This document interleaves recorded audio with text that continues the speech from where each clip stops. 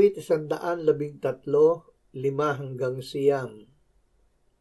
Sino ang gaya ng Panginoon nating Diyos na nakaupo sa itaas, na nagpapakababang tumitingin sa kalangitan at sa lupa?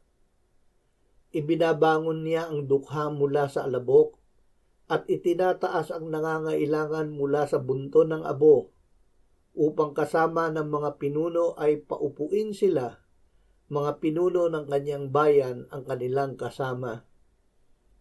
Ginagawa niyang manatili sa bahay ang baog na babae, isang masayang ina ng mga anak.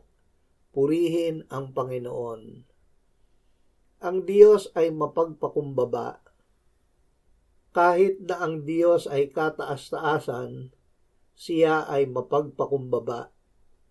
Ipinakikita niya ang kanyang kababaang loob sa pagbabangon ng mga dukha, pagtataas ng mga nangangailangan at pagbibigay ng biyaya sa mga walang anak.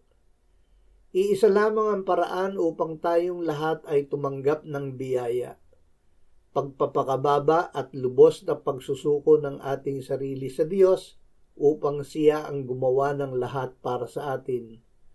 Magpakumbaba tayo sa harapan ng Panginoon at kanyang itataas tayo.